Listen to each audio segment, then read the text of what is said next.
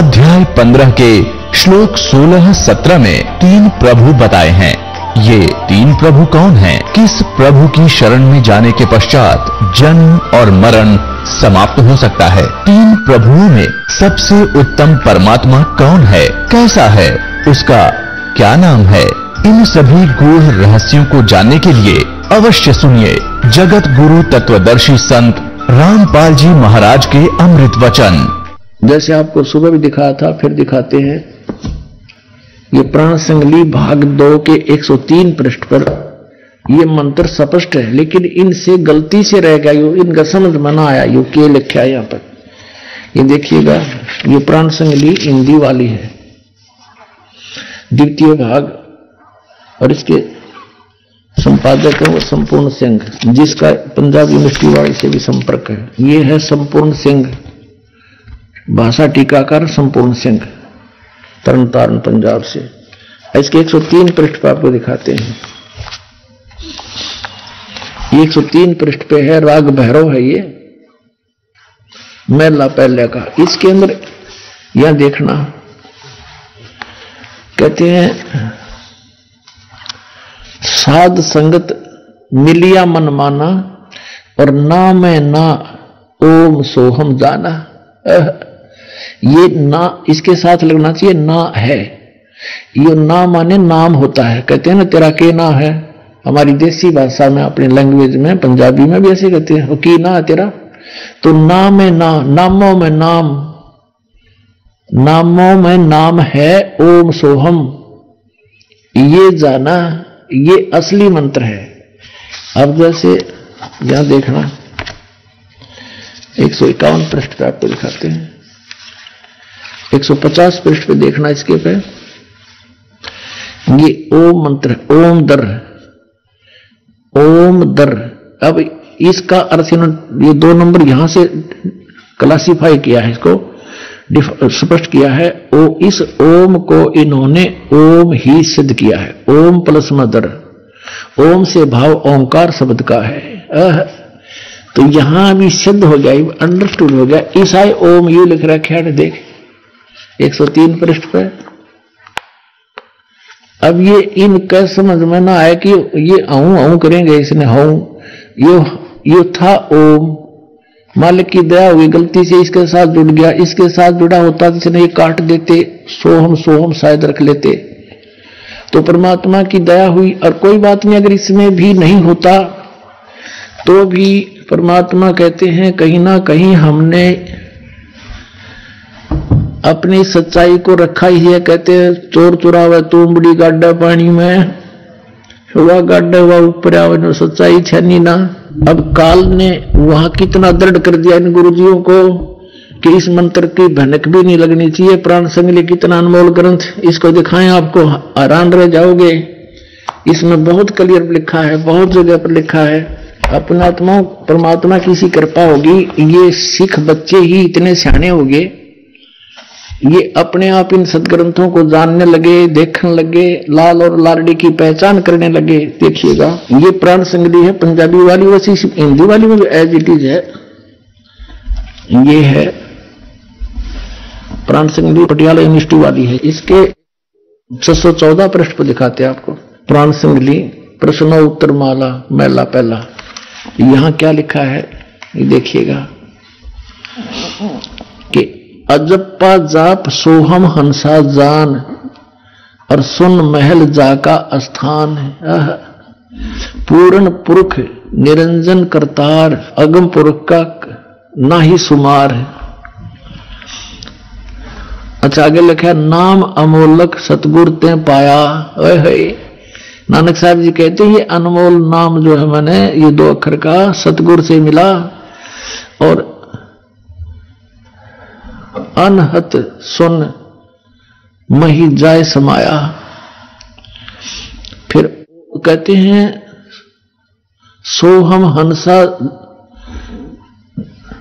जप माला,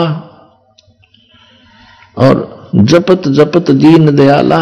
फिर यहां क्या लिखा है, इसमें लिखा है आवन जान रह सुख पाई, नानक घट घट नदरी आई। निरंकार दी अचरज लीला गुरुमति देई ता होए सुहेला। गुरु से प्राप्त होगी कोई बुद्धि देगा भगवान तो ये आसानी से समझ में आएगा। कहते हैं इस मंत्र का करे जो जाप ता को लगे न कोई पाप। इस मंत्र का करे जो जाप ता को लगे न कोई पाप।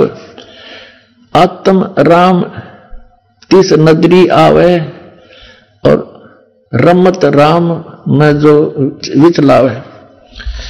फिर कहता है ये है उसके देख बहे तुम शुद्ध सोहम हंसा जाको जाप एह जप जप वड्डे प्रताप। सोहम हंसा जपो विमाला तहां रचिया जहां केवल बाला। बहुत स्थान पर इन्होंने इस मंत्र के जाप करने के लिए प्रेरणा दी है। अपने आत्मा इसमें एक और भी गलती हो सकती है कि लिखा होगा ओहम सोहम जप माला, फिर भी हम इसको और प्रमाणित करते हैं। एक और सिख बच्चे ने ला के दिया है। ये यहां पर भी एक और प्रांत संगली है, इसमें जो का त्यों लिखा है ये वही। ये है भाई चतर सिंह वाली, चतर सिंह जीवन सिंह वाली है, अमृतसर से छपी है। ये बाजार माई सेवा अमृतसर तो छपी है। और इसके प्रश्न नंबर 100 पर लिखा है, यहां 100 पर लिखा है, इन बच्चों ने सिख बच्चों ने लगा के दिए निशान। ये सोम हंसा जा का जाप ई जप जपे होए प्रताप। वो इदों का न्यू है जो। फिर आगे लिखा है सोहम हंसा जप बिन माला, यानी श्वासों से सिमरन, इसका माला की जरूरत को नहीं। और वो रचिया जय है केवल बाला। और भी बहुत स्थानों पे इन्होंने बताया है। अब यहां लिखा है 125 पे कि नानक सच्चे नाम बिना है सच्चे नाम सतनाम। नानक सच्चे नाम बिना, सच्चे नाम बिन ना उर्वार न पार, यानी सच्चे नाम बिना कुछ भी ना उरली साइड में कोई लाभ ना परली साइड में। सच्चा नाम माने ये सतनाम 2 अक्षर का। अपनात्मा यही मंत्र आदरणीय गरीबदास साहिब जी को दिया था। आदरणीय गरीबदास साहिब जी ने कहा कि ओहम सोहम मंत्र जपिए योग युगतिया धूणी तपिए। राम नाम जप कर थर होई ओहम सोहम मंत्र दोई, नथिंग एल्स। तो ये सतनाम है 2 अक्षर का। कहते नामा छिपा ओम तारी पीछे सोहम भेद बिचारी। सार शब्द पाया जद लोई आवागमन वर ना हुई। तो इन महापुरुषों ने स्पष्ट कर दिया है कि ये मंत्र जाप करने से तुम्हें लाभ होगा, अन्यथा इसका कोई यूज नहीं। इसके अतिरिक्त कोई भी नाम आप जाप करते हो वो यूजलेस है, उनका कोई फायदा नहीं, जप करो या ना करो। तो सच्चे नाम बिना सतनाम, इसको सतनाम भी कहते हैं। तो पुण्यात्मा आपका सौभाग्य है कि आप जी को ये खजाना मिल गया जिसको अभी तक छुपा के रखा था। कबीर परमेश्वर ने अपनी प्यारी आत्मा धर्मदास जी से कहा था, धर्मदास मेरी लाख दुहाई और ये मूल ज्ञान की तबार ना जाई। मूल ज्ञान बाहर जो पढ़ी बिचली पीढ़ी हंस नी तरही। फिर कहा कि धर्मदास तो मेरी लाख दुहाई, ये सार शब्द की तबार ना जाई। सार शब्द बाहर जो पढ़ी बिचली पीढ़ी हंस नी तरही। और फिर कहा कि मूल ज्ञान को तू तब तक छुपा के रखना, तब तक छुपाई जब लग 12 पंथ ना मिट जाई। अब ये सारे पंथ फेल हो गए, क्योंकि इनके द्वारा दी गई साधना सबको पता है और सभी उससे परिचित हैं कि हम कौन सा नाम जाप कर रहे हैं और जाप करना कौन सा चाहिए। और जिन महापुरुषों की दुहाई दिया करते थे कि नानक साहब जी ने भी ये 5 नाम जाप करे, वो भी इसी से मुक्त हुए, उसने भी ऐसे जाप किए, वो उसी से मुक्त हुए। नानक साहब जी ने कति क्लियर कर रखा कि इन 5 नामों से और इस वाह वाह के शब्द से जन्म मर नहीं मिट सकता। इसके अंदर वाह वाह के शब्द के अंदर लिखा है कि इस वाह वाह करने से कर्म किया ही मिलेगा, आपका जन्म मृत मोक्ष नहीं हो सकता। ये भी इसमें स्पष्ट किया है कि ये मंत्र है जाप करने का, इसके अतिरिक्त कोई मंत्र नहीं। तो अब इन महापुरुषों ने एक तरफ तो कहा कि तू मर्दाना ये नाम जाप मत कर, और फिर कहा कि मेरी आत्मा है, मेरा शरीर है, संसार से पार करने का ये पुल है, इसे न छुपा के रखना। और इसमें स्पष्ट कर रखा कि ये मंत्र जाप करने से मोक्ष होगा और किसी से नहीं। तो पुण्यात्माओं, आप तो बालक हो, आपको तो बनी बनाई खीर मिल गई, आपने जरूरत नहीं इतने सिर में दर्द करने की। इन महापुरुषों की छाती देखो, इन्होंने यहां तक धोखा देकर काल को इस तथ्य को बचा के भी रखा और काल के हाथों भी नहीं पड़ने दिया। अरे ये खुल्लम खुला डंडोरा पीटने का दास को परमेश्वर ने आदेश दे दिया। आपका भी कल्याण, पूरे विश्व का कल्याण होगा। बोलो सतगुरुदेव।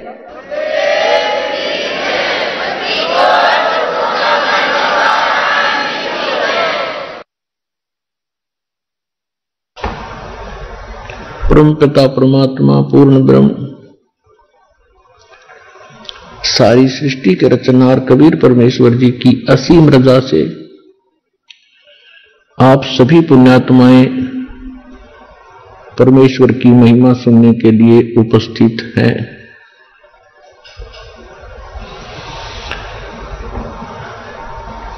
जिन पुण्यात्माओं के ऊपर परमात्मा की विशेष रहम भरी दृष्टि होती है, वही पुण्यात्मा ये समय निकाल पाते हैं। अन्यथा आप अन्य समाज को और अपने पिछले इतिहास को खूब देख सकते हो। हमारे दादे परदादे मर गए इसी निर्वाह के कोल्लू में, सुबह से लेकर शाम तक जुड़े रहे और मर ही गए, उनका काम पूरा नहीं हुआ। ऐसे ही हम उसी स्पीड से, उसी गति से, इस ज्ञान की प्राप्ति से पहले हम भी उसी क्रिया में व्यस्त थे और उसको मनुष्य जीवन का अंतिम उद्देश्य मान रखा था।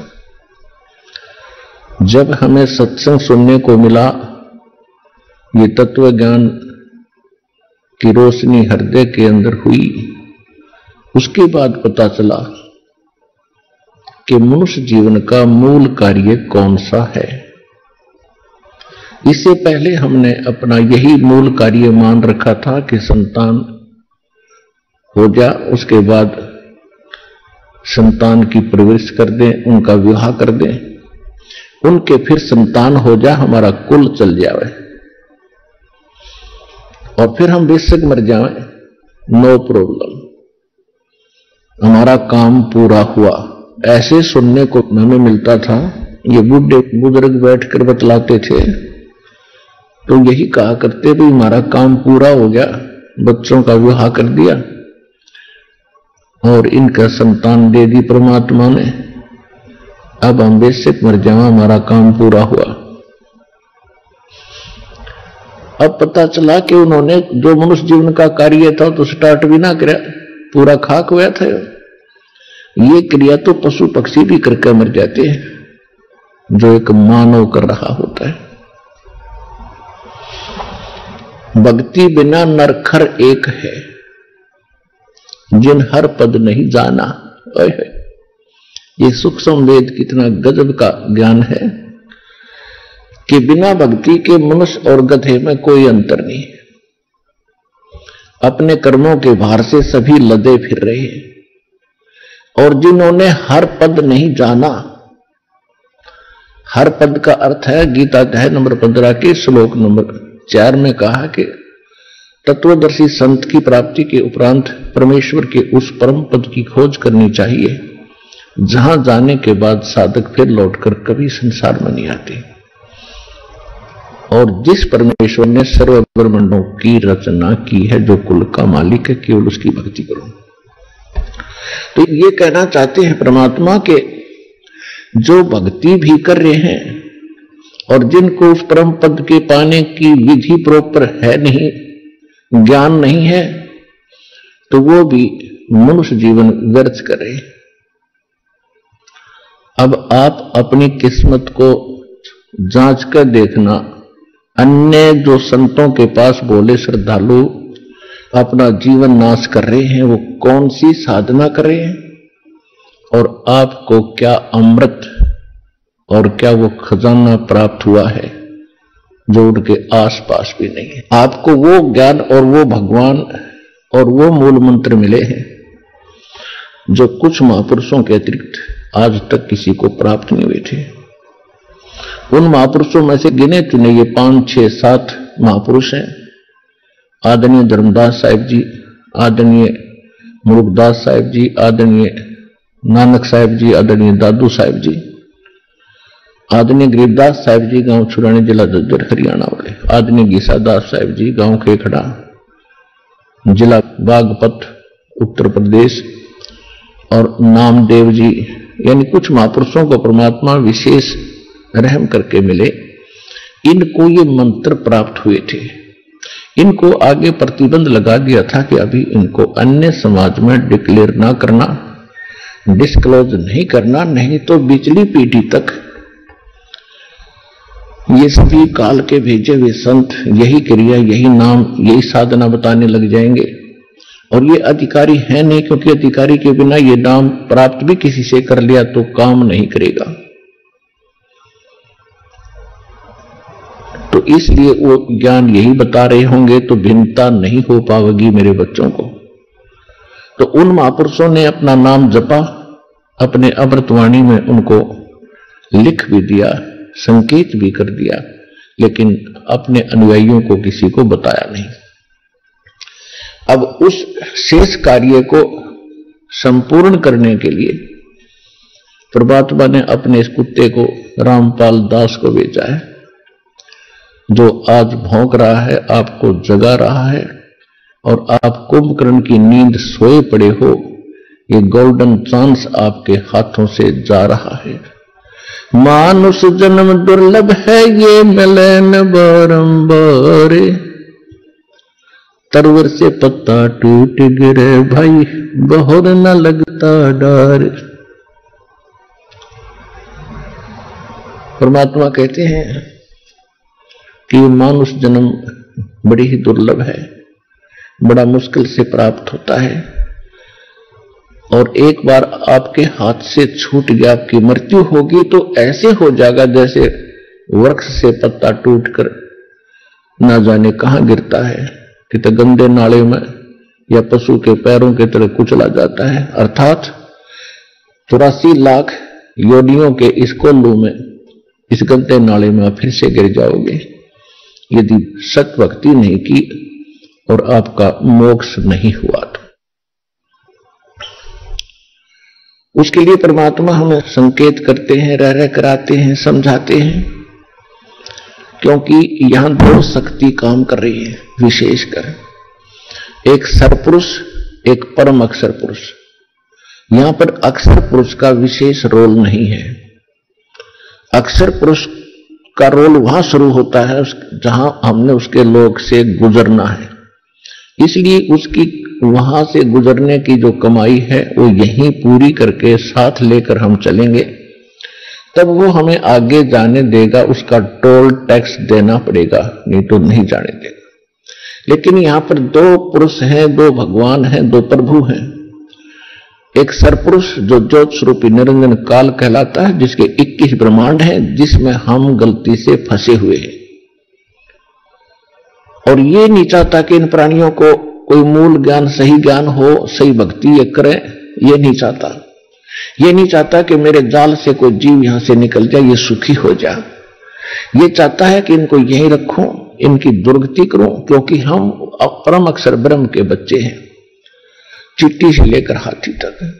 और हमने गलती की थी जहां वो सुख स्थान है, जहां हम पहले रहा करते, सतलोक में, अपनी गलती से हम इसके साथ आगे भगवान छोड़ गए।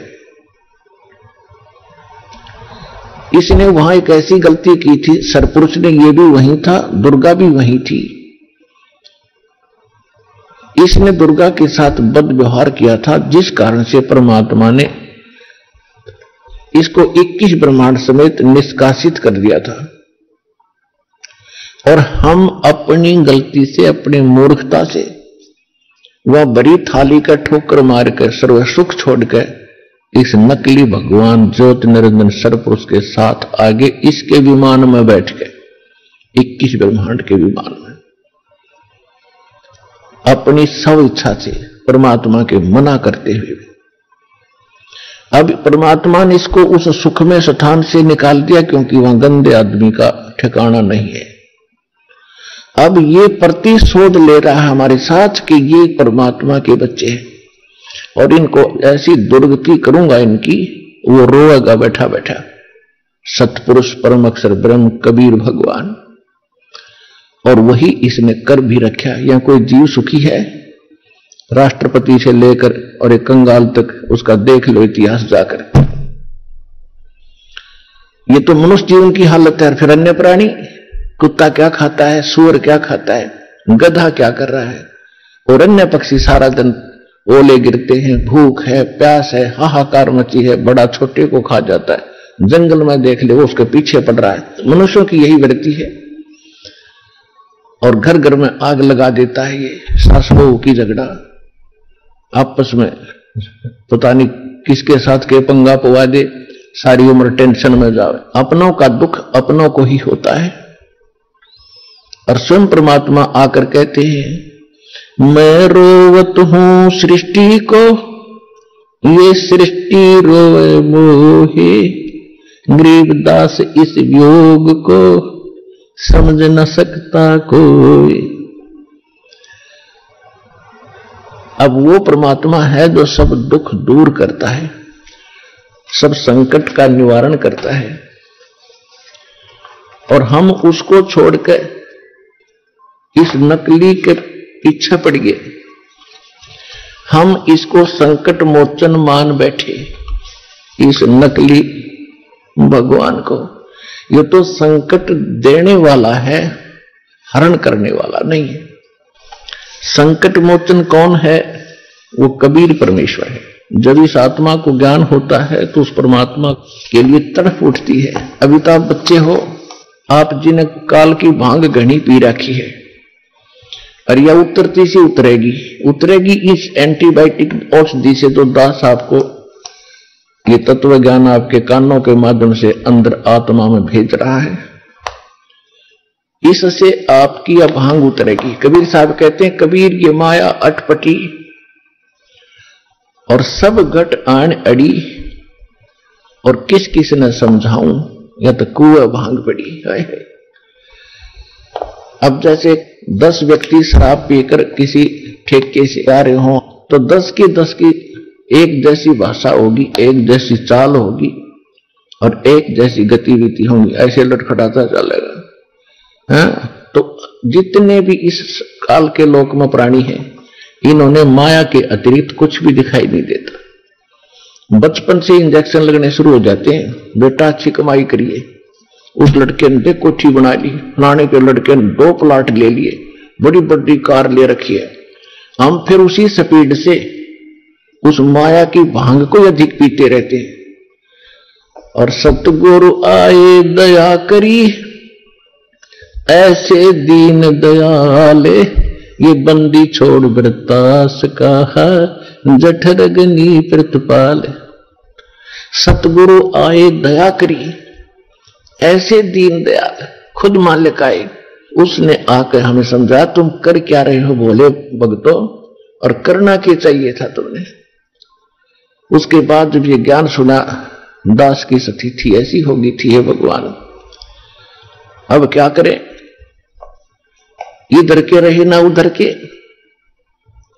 फिर हिम्मत दी, ज्ञान बढ़ता चला गया कि भक्ति हम इन्हीं क्रियाओं को करते करते आसानी से कर सकते हैं।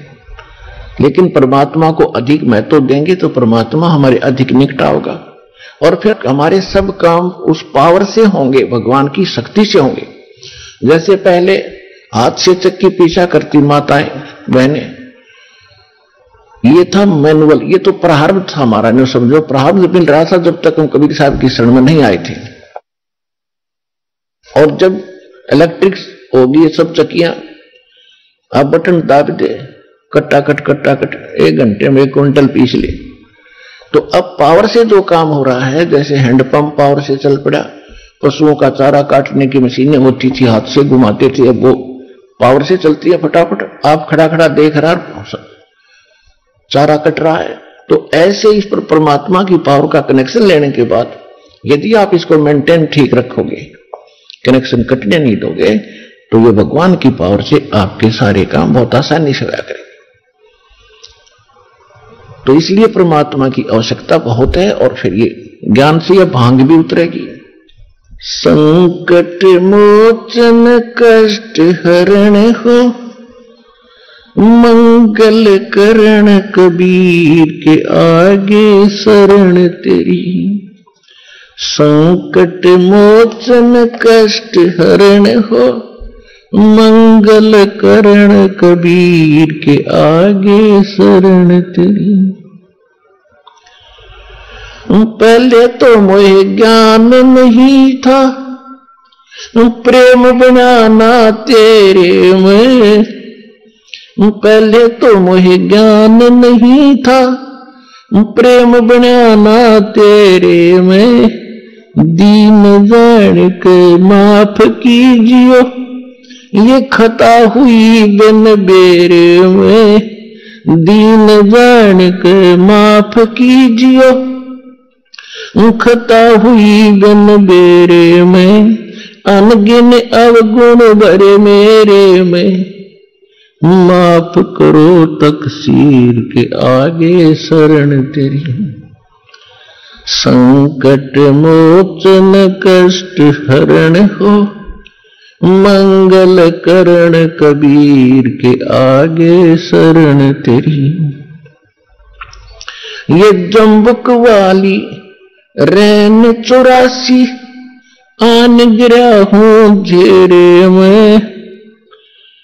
या जम्बुक वाली रात 84 आन गिरा हूं घेरे में।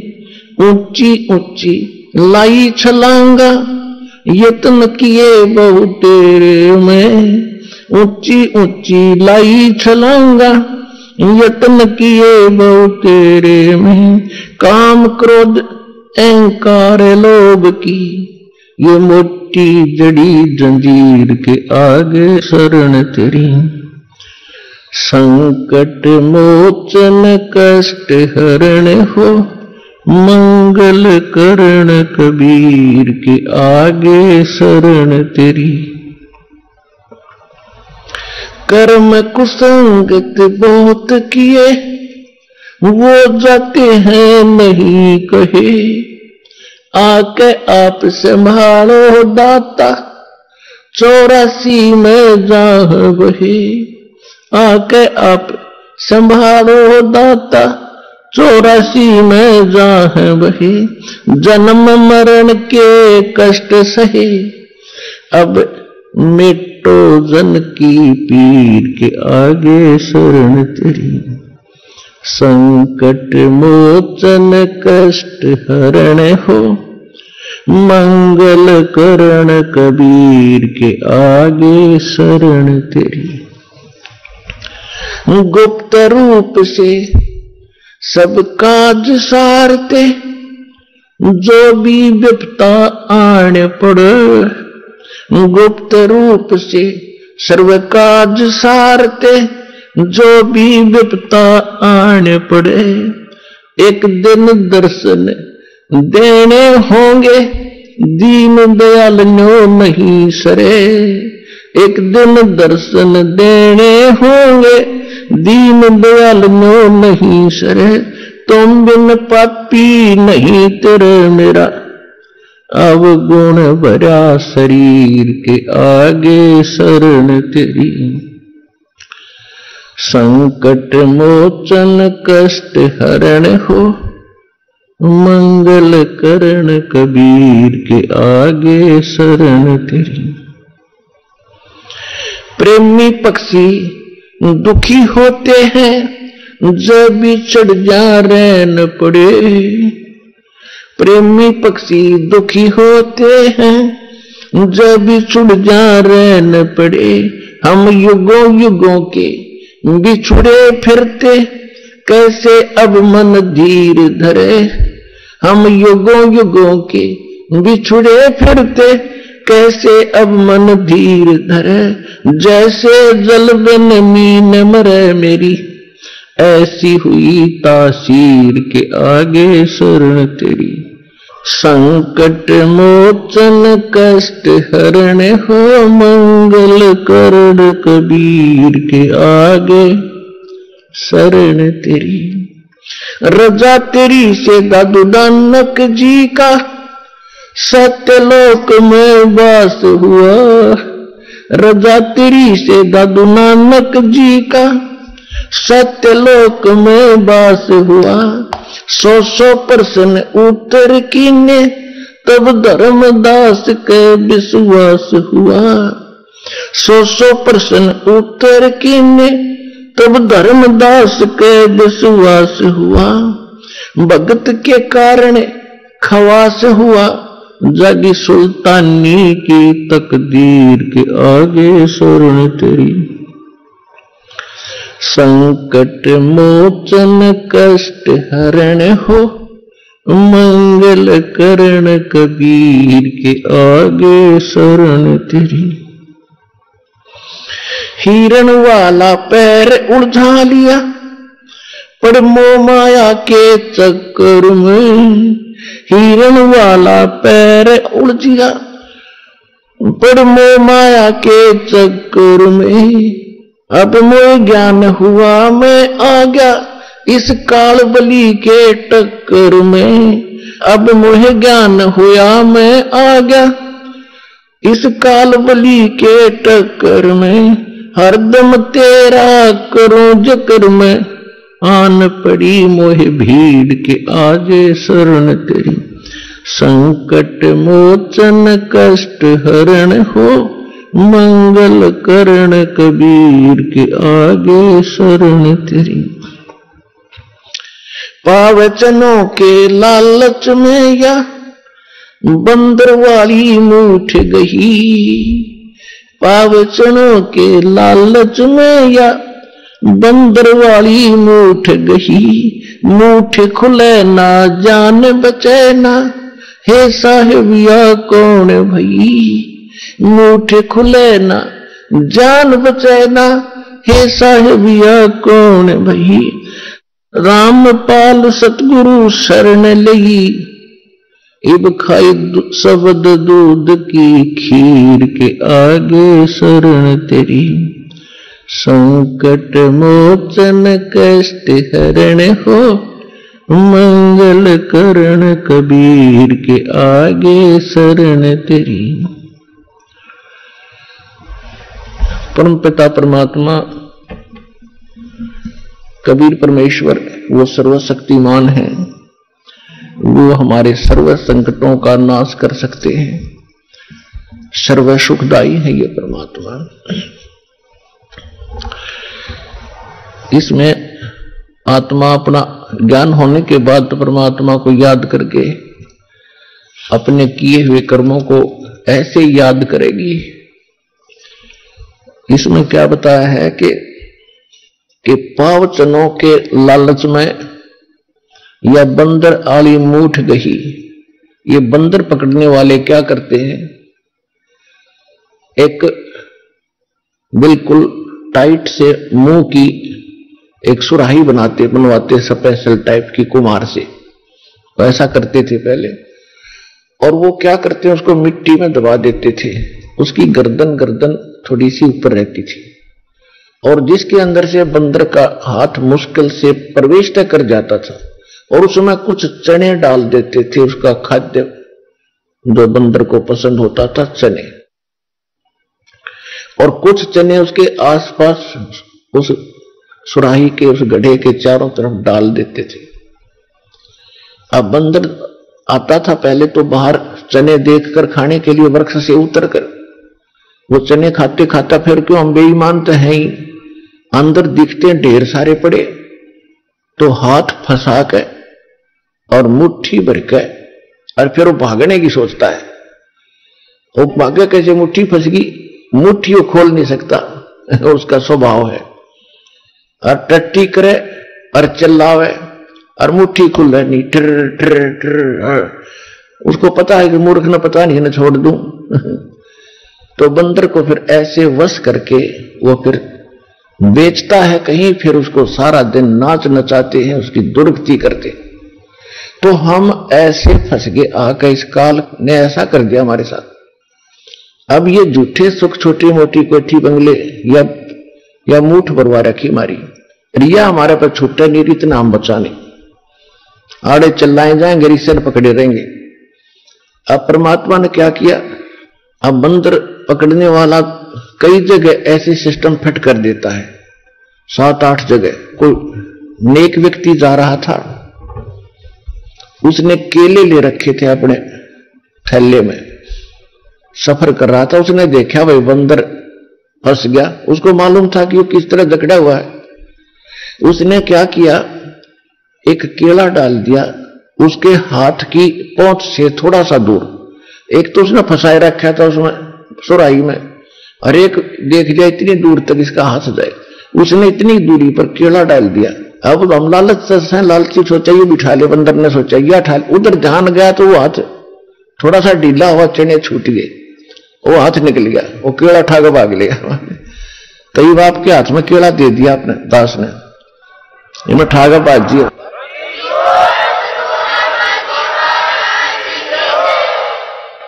अब ये सतलोक का सच्चा सुख आपको याद दिला दिया, और ये भक्ति रूपी केला आपके हाथ में दे दिया। तो इसको पकड़ने के लिए आपने वह मूठ छोड़ के आनी पड़ी। अब यहां आए हो ना, यह मूठ छूटे नहीं थी, हमारे दादे परदादे मर गए, उड़े चिल्ला चिल्ला गए। अब परमपिता परमात्मा स्वयं आते हमें सुखी करने के लिए, और हम पहचान नहीं सके अपने भगवान को, इसलिए परमात्मा कहते मैं रोवा तू सृष्टि को, और ये रोवा मुझे। ये कहते हे सर्व संकट मोचन हार, हे समर्थ शक्तिवान, हे सच्चे भगवान। हम रामकृष्ण हनुमान के पुजारी थे, और जब आपत्ति आती थी तो क्या करते, हे सच्चे भगवान। तो इसी से धैर्य याद आवा कि ये सच्चे नहीं थे, क्योंकि इनकी भक्ति करते करते दुख आ गया, तो ये सच्चे की हुए। तो फिर नौकरा करते हे सच्चे मालिक, हे सच्चे भगवान। तो अब हमको पता चला सच्चा भगवान कौन है, तो ये है वो सच्चा भगवान। तो हम रोते हैं, परमात्मा कहते मैं रोता हूं सृष्टि को, तो मैं रो रहा हूं, तुम्हारे लिए भटक रहा हूं कि तुम जिनकी पूजा कर रहे हो ये सुख नहीं दे सकते, तुमने दुख तो दे सकते। कौन दे सकता है दुख, ये काल भगवान। और ब्रह्मा विष्णु में ये शब्दों का, ये तो अपने ना सुख दे सकते ना दुख दे सकते, आपका किया कर्म ही दे सकते। और परमात्मा कहते मेरी शरण में आने के बाद तुम्हारे कर्म के अंदर, प्रारब्ध के अंदर, किस्मत के अंदर यदि कोई पाप कर्म भी अधिक है, उनको भी खत्म कर दूंगा, नाश कर दूंगा। मासा घटे न तिल बधे, विदना लिखे जो लेख, ये सच्चा सतगुरु मेट कर भाई ऊपर मारे मेख। जम जो राजा से डरे ये मिटे कुर्म के लेख, अदली असल कबीर हैं ये कुल के सतगुरु एक। परमात्मा भी कहते हैं अमर कर सतलोक पठाऊं, तात बंदी छोड़ कहाऊं, बंदी छोड़ हमारा नामम, अदर अमर है अस्थिर ठामम। जब ही सतनाम हृदय धरो, भयो पाप को नाश, जैसे चिंगारी अग्नि की बई पड़े पुराण गास।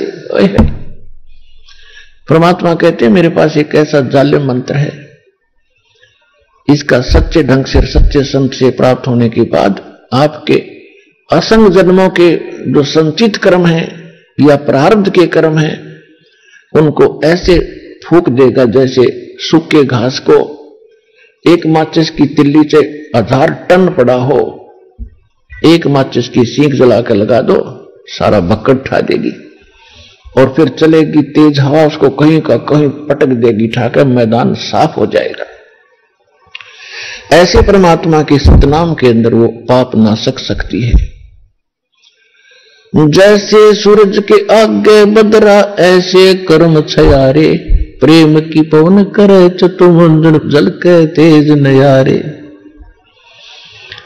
जैसे सूरज के आगे बादल, सूर्य के सामने बादल आ जाते हैं तो सूर्य का जो वास्तविक प्रकाश में प्राप्त नहीं हो रहा, जो लाभदायक है, और फिर तेज हवा चलती है तो बादल इधर उधर बिखेर देती है, तो सूर्य का वो स्पष्ट प्रकाश हमारे तक पहुंच रहा होता है। ऐसे आत्मा और परमात्मा के बीच में हमारे पाप कर्मों की ये बादल छा गए। उसके लिए परमात्मा ने कहा कि जैसे सूरज के आगे बादल बदरा ऐसे कर्म छयारे, और प्रेम की पवन करे चितमंजन, फिर जल के तेज नयारे। परमात्मा में प्रेम जागेगा। प्रेम जब जागेगा हम परमात्मा के गुणों से परिचित होंगे, हम फिर इसके ऊपर आसक्त होंगे, आशिक होंगे। कभी रोएंगे, कभी गाएंगे, और सतलोक के उस सुख को हम रह रहकर याद करेंगे।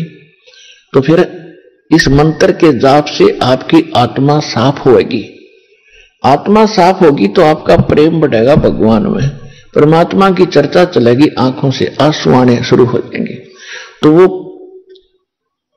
प्रेम की पवन चलने से फिर वो प्यार के जो आंसू उमड़ने लगे, फिर वो पापों का नाश होने लगेगा। ये पहचान होगी आपकी। अब परमात्मा, जैसे दास आपको बहुत बार सुनाया है, सुनाते रहा हूं कि एक समय रामानंद जी को परमात्मा मिले थे। 5 वर्ष की आयु में फिर उनको सचखंड लेकर गए थे, वापस छोड़ा था। उसके बाद रामानंद जी परमात्मा से परिचित हुए थे कि सचमुच एक स्थान है जहां हम सुखी हो सकते हैं, हमारी जन्म मृत्यु सदा के लिए समाप्त हो सकती है। और उनको यह भी विश्वास हो गया था कि कबीर परमात्मा है। परमात्मा ने फिर उनको एक आदेश दे दिया था, ये समझ लो कि इस गुरु शिष्य की मर्यादा बनाए रखने के लिए आप जी ने ये भूमिका मेरी आज्ञा से करनी पड़ेगी। आप मेरे गुरु रूप में रहोगे और क्रिया वो करोगे जो दास बता रहा है, आपको दिखा भी लाया है। और क्योंकि मेरे से ये कोई भी उपदेश नहीं ले रहा, विशेषकर ब्राह्मण वर्ग, और आप भी भक्ति जारी रखो और इस प्रथम 5 नाम को ही देना और मंत्र नहीं देना, जो दास आपको साथ देता है। लेकिन रामानंद जी सारा कुछ देख भी लिया था, और स्वामी रामानंद जी वेदों के बहुत बड़े ज्ञाता माने जाते थे, क्योंकि ये नकली ऋषि जितने हुए सारे ही हमें बहका रहे थे। हम इनको विद्वान मानते थे, वेदों को इन्होंने कंठस्थ याद कर रखा था। कोई ब्राह्मण चतुर्वेदी कहलाता था, जिसने 4 वेद घोट रखे थे, कंठस्थ याद थे, वो चतुर्वेदी कहलाता था। जिसने 3 वेद याद करा करते उनकी परंपरा में, तो उनको त्रिवेदी कहने लगे। जिसने 2 वेदों को कंठस्थ याद कर रखा था उसको द्विवेदी कहते थे। और इनको वेदों के बारे में क ख का पता नहीं था, क ख भी नहीं जानते थे। ऐसे स्वामी रामानंद जी विद्वान पाक रहे थे, बड़े विद्वान हैं, वेदों का बड़े गूढ़ रहस्यों को जानने वाले।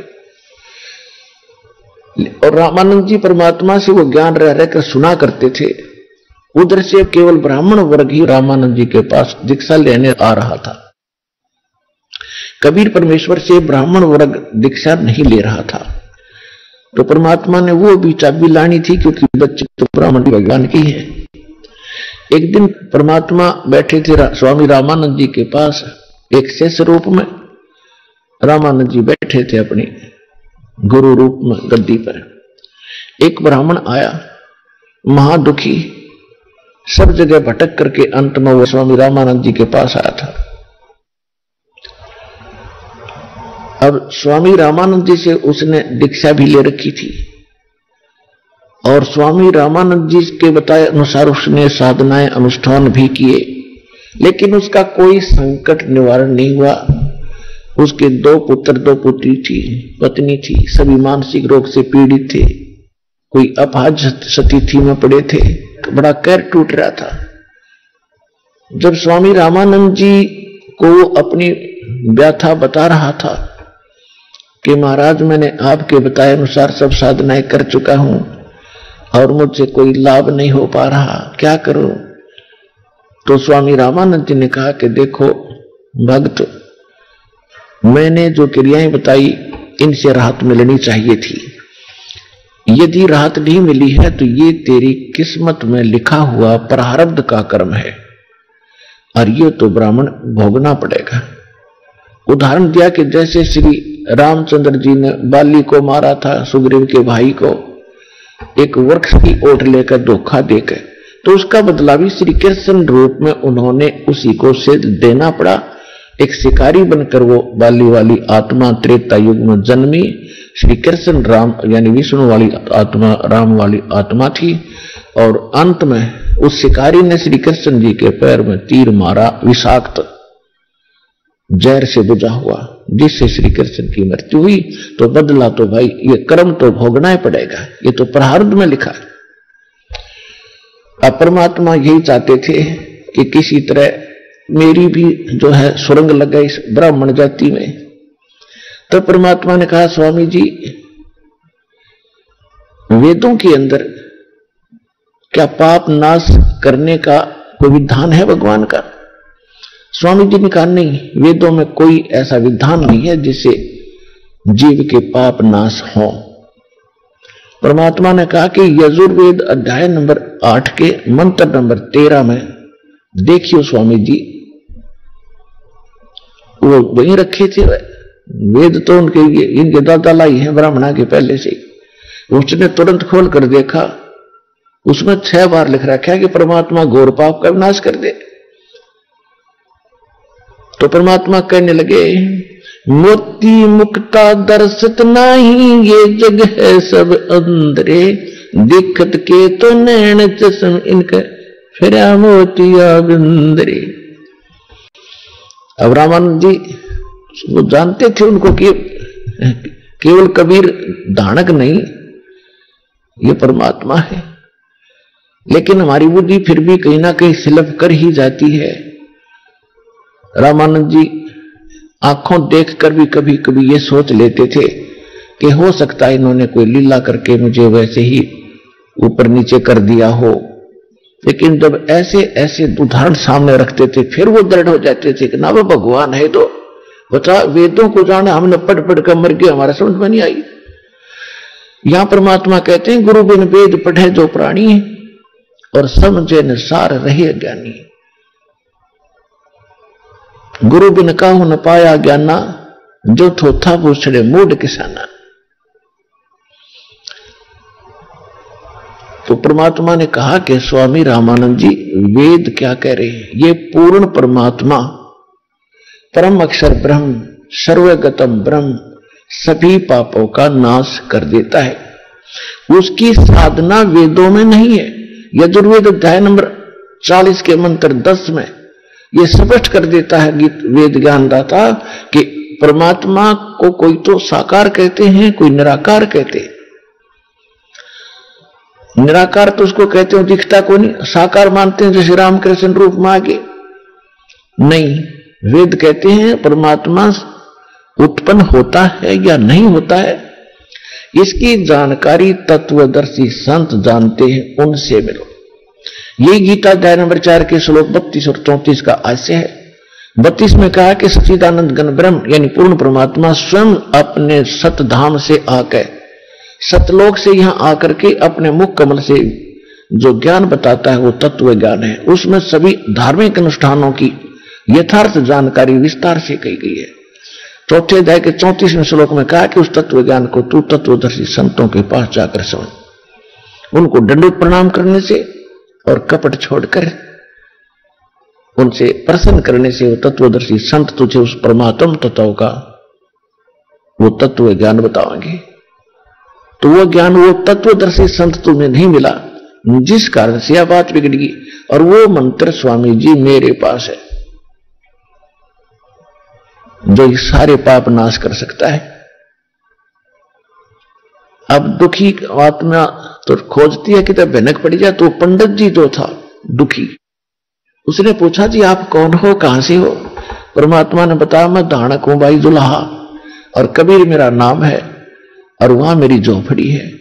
आइए अब हम उन श्रद्धालुओं के अनुभव जानते हैं जो जगत गुरु तत्वदर्शी संत रामपाल जी महाराज जी से दीक्षा प्राप्त कर चुके हैं तथा उनके द्वारा बताए गए भक्ति मार्ग पर चल रहे हैं। नमस्कार सर। सर क्या नाम है आपका? मनोज कुमार। कहाँ से आए हो? लाल कुआं, नैनीताल डिस्ट्रिक्ट, उत्तराखंड से आया हूँ। सर संत रामपाल जी महाराज के शरण में आने से पहले आप क्या साधनाएं करते थे? जैसा कि यहाँ पर इंडिया में लोग पारंपरिक साधना करते हैं, देवी देवता को पूजते हैं, माँ दुर्गा जी को। सबसे ज्यादा मैं मानता था शिव जी और दुर्गा जी को, और यही पारंपरिक पूजाएं किया करता था पहले। सर बचपन से जो पूजाएं आप करते आ रहे थे शिव जी और दुर्गा जी की, उसको करने से आपको क्या लाभ मिले? जी भगत जी, इसका तो हमें पता भी नहीं था कि क्या लाभ होता है और ये क्या दे सकते हैं, इनके बारे में कोई जानकारी नहीं थी। बस यही जो हमारे मम्मी पापा और ये सब लोग करते आ रहे थे उसी तरीके से कर रहे थे। कभी 9 दुर्गे का व्रत रख लिया, 9 दिन भूखे नहीं रह सकते तो एक दिन स्टार्टिंग का रख लेते थे और लास्ट का रख लेते थे। इस तरीके से साधना किया करते थे। और बाकी कभी मान लो परीक्षा हो रही है तो परीक्षा में जा रहे हैं तो भाई शिव जी को याद कर लिया या दुर्गा जी को याद कर लिया। फिर इन पूजाओं का लाभ क्या मिला? जी भगत जी, कोई खास लाभ नहीं मिला। बस अगर कोई भी फायदा हो जाता था कोई भी, तो ये हम जो है परमात्मा को याद करके, शिव जी को याद करके, कभी दुर्गा जी को, उन्हीं को जो भी है उन्हीं को दे देते थे इसका। मनोज जी, आप बचपन से देव देवताओं की पूजा कर रहे थे, फिर अचानक ऐसा क्या हुआ कि आप फिर संत रामपाल जी महाराज की शरण में आए? जी भगत जी, मेरे को एक प्रॉब्लम रहती थी पेट में, तो उस वजह से एक फ्रेंड थे हमारे, तो उन्होंने ये ज्ञान सुना था बहुत। उसके मम्मी पापा वहां पर ज्वाइंट थे, तो उन्होंने हमको बताया, बहुत घर पे भी बता के जाते थे ज्ञान। तो एक दिन उन्होंने भैया जी को और हमारी भाभी जी को साथ में लेके गए बरवाला, और उससे 2-4 घंटे पहले हमको फोन किया। मैं गुड़गांव में जॉब किया करता था मारुति सुजुकी में, तो वहां से मेरे को फोन करके बुलाया गया कि आप सत्संग जाओगे तो आपका ये जो है, आप जो बीमार रहते हो आप वहां जाओगे तो आप सही हो जाओगे। तो हर कोई ये सोचता है कि मैं कहीं ना कहीं जाऊं तो ऐसी जगह हो जाए जहां पर मैं ठीक हो जाऊं। मैं सभी डॉक्टरों के यहाँ जाता था, घूमता था, सारी रिपोर्ट चेक कराई, लेकिन कहीं पर मैं ठीक नहीं होता था। तो वहां पर मैं गया तो मैंने ज्ञान नहीं सुना था। कहां पर गए? बरवाला जिला हिसार, बरवाला आश्रम, संत रामपाल जी के आश्रम में। और दुर्वेश जी एक हमारे दोस्त हैं, उनके साथ हम और हमारी फैमिली के साथ वहां पर पहुंचे। तो वहां पर हमने इससे पहले ज्ञान नहीं सुना था कोई, तो अटपटा सा लग रहा था सब, तो पूर्ण विश्वास नहीं था। लेकिन हमने वहां से नाम लिया तो तब से थोड़ा सा मैं ठीक रहने लगा। तो मैंने परमात्मा पे विश्वास किया और 4 महीने मंत्र जाप किया। सर आप जानते हैं कि संत रामपाल जी महाराज जी शास्त्रों के अनुसार भक्ति साधना बता रहे हैं, तो सर ऐसा नहीं हो सकता कि वो अपना ज्ञान ही बताते रहे, अन्य संतों के बारे में टिक्का टिप्पणी नहीं करें? जी, अगर ऐसा होगा कि वो अपना ज्ञान बताते रहे, जैसा कि अन्य गुरु कहते हैं कि वे अपना ज्ञान बताओ आप, और हम अपना बताते हैं, तो सच्चाई कभी सामने नहीं आ पाएगी इस तरीके से, और लोग अपनी अपनी भक्ति में लगे रहेंगे जैसे कि अभी तक लगे रहते थे। कोई दुर्गा जी को पूजता था, कोई शिव। कौन सी सच्चाई? आखिर वो सच्चाई है क्या? जी, सच्चाई यहाँ पर यह है कि जो हमें आज तक हमारे धर्मगुरु, हमारे पंडित और ये आज के जो आज समाज में जितने गुरु हैं जिन्होंने भ्रम फैला रखा है कि ये कहते हैं ब्रह्मा जी, विष्णु जी और शंकर जी और ये दुर्गा जी, इन सब की भक्ति करने से ही हमारा मोक्ष होगा। शिव जी जो है पूर्ण परमात्मा है, और जो विष्णु जी पूर्ण परमात्मा है, इन्होंने सृष्टि रची। और क्या कहते हैं, शिव जी ब्रह्मा जी जो है सृष्टि की रचना है और विष्णु जी पालनहार हैं। तो ये जो है इन्होंने सारा अज्ञान फैला रखा था। तो ये जो है ये सच्चाई नहीं है। और सच्चाई ये है, संत रामपाल जी महाराज जी प्रमाण दिखाते हैं देवी भागवत महापुराण पेज नंबर 123 पे, जिसमें ब्रह्मा जी विष्णु जी स्वयं कहते हैं कि हमारा और ब्रह्मा जी और शिव जी का जो है जन्म मृत्यु होता है और हम नित्य नहीं हैं। और तो ब्रह्म और ये 33 करोड़ देवी देवता नित्य कैसे हो सकते हैं? तो ये प्रमाण हमें देखने को मिलता है। और वो ये भी कहते हैं जब मैं छोटा सा बच्चा था तो मैं अंगूठा चूस रहा था, तो और ये देवी जी हैं, यही सब कुछ है। इससे ये सिद्ध होता है कि जो आज तक हमारे धर्मगुरु बता रहे थे वो झूठ है, और जो आज संत रामपाल जी महाराज जी बता रहे हैं वो प्रमाण भी उसके साथ दिखा रहे हैं कि ये जो हमारे जो गुरु जी बताते थे आज तक के, वो सारा कुछ झूठ है। और सत्य ये है कि कबीर साहब ही पूर्ण परमात्मा है और ये 33 करोड़ देवी देवता ब्रह्मा विष्णु महेश ये नित्य नहीं है, इनकी जन्म मृत्यु होती है। सर, संत रामपाल जी महाराज जी अपने अनुयायियों को जो मंत्र साधनाएं बताते हैं, इनका कहाँ पे प्रमाण है? जी, इसमें गीता जी में प्रमाण है कि ओम तत्सत ये 3 मंत्र हैं जिनसे पूर्ण मोक्ष हो सकता है। इन 3 मंत्रों के जाप करने से ही जीव जो है सतलोक प्राप्त कर सकता है, इसके अलावा और कोई। सर, ओम तत्सत ये तो अन्य संत भी मंत्र देते हैं, तो संत रामपाल जी महाराज जी इसमें नया क्या बताते हैं? संत रामपाल जी महाराज ओम तत्सत के बारे में जो है पूर्ण तरह से डिक्लेयर करते हैं, जो कि संत जो आज जो समाज में गुरु फैले हुए हैं वो ठीक तरीके से नहीं बताते, क्योंकि उनका ज्ञान नहीं है और वो अज्ञानता के कारण वो ओम तत्सत ही मंत्र समझ के और वो उसी का जाप दे देते हैं। लेकिन संत रामपाल जी इसमें क्लियर करते हैं कि ओम जो है, ओम एक मंत्र है जो कि काल का है, और तत् जो है ये सांकेतिक है, जो जिस सतनाम जिसको कहा जाता है, और सत जो है वो परमात्मा का सार नाम होता है। तो ये परमात्मा डिक्लेयर करते हैं और प्रमाण के साथ बताते हैं कि ओम तत्सत ये मंत्र जाप करने का नहीं है, और ये झूठे गुरु जो है अपना अज्ञान फैलाते जा रहे हैं। सर, संत रामपाल जी महाराज के समर्थकों की संख्या लगातार बढ़ती जा रही है। सर, इसका क्या कारण है? वो कैसे संत रामपाल जी महाराज से लगातार जुड़ रहे हैं? जी, हमारे देश में हर जिले में नामदान स्थल खुले हुए हैं और सत्संग आते हैं, तो वहां पर देख सकते हैं उसके नीचे लाइन दी होती है और नंबर दिए होते हैं। उन नंबरों पे कॉल करके आप ज्ञान गंगा पुस्तक मंगा सकते हैं, उन पे मैसेज कर सकते हैं और उन नंबरों पे कॉल करके मालूम कर सकते हैं नामदान स्थल, और वहां से जाके आप नामदान ले सकते हैं। सर, जो नामदान सेंटर बनाए गए हैं पूरे भारतवर्ष में, उन नामदान सेंटरों से नाम दीक्षा लेने के लिए कितने पैसे देने पड़ते हैं? वहां पर कोई फीस नहीं दी जाती है। हम आए दिन जाते रहते हैं आश्रम में और नामदान स्थलों पे, वहां पर खाना पीना सारा कुछ मुफ्त होता है परमात्मा की दया से। कोई 1 रुपया 1 टका भी वहां पर फीस नहीं ली जाती है, सारा कुछ परमात्मा की दया से फ्री होता है। सर, आपको संत रामपाल जी महाराज से नाम दीक्षा लेने के बाद और क्या लाभ मिले? जी, जैसा कि मैं इंटर पास करने के बाद घर से आर्थिक स्थिति कमजोर थी, तो जॉब के लिए यहाँ वहां भटकता रहता था, लेकिन परमात्मा ने एक ऐसा रास्ता दिखा दिया कि जॉब के साथ कोर्स भी कर लिया और बहुत अच्छे से आर्थिक स्थिति चल रही है अभी भी। और उसके बाद अन्य भी शारीरिक और पारिवारिक लाभ हुए। पापा जी हमारे जो कि दारू गुटखा सारा कुछ करते थे और परेशान करते थे घर में फैमिली को, तो वो उन्होंने भी नाम ले लिया परमात्मा की दया से और एकदम सब खुश हैं घर में। और इससे पहले एक चमत्कार मेरे साथ परमात्मा की दया से हुआ कि एक महिला थी पास में, तो उनके साथ चर्चा हो रही थी, तो वो हमारे दोस्त बैठे थे, उनसे कह रही थी कि पंकज जी आपकी मम्मी ने जो है छठ पूजा जो है मनाना क्यों छोड़ दी?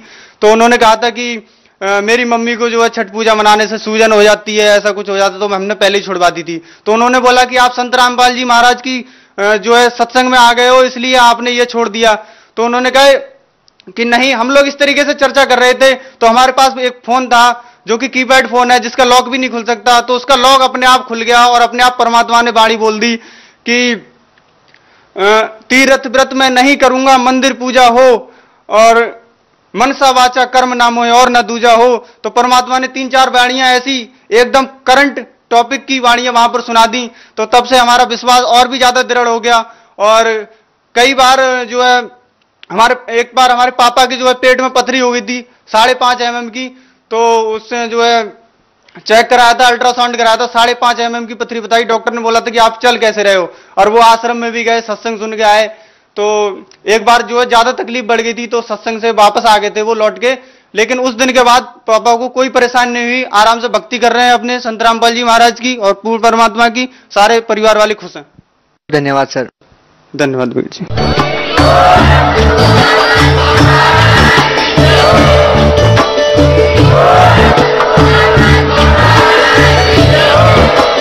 आप सुन रहे थे जगत गुरु तत्वदर्शी संत रामपाल जी महाराज जी के मंगल प्रवचन। अधिक जानकारी के लिए विजिट कीजिए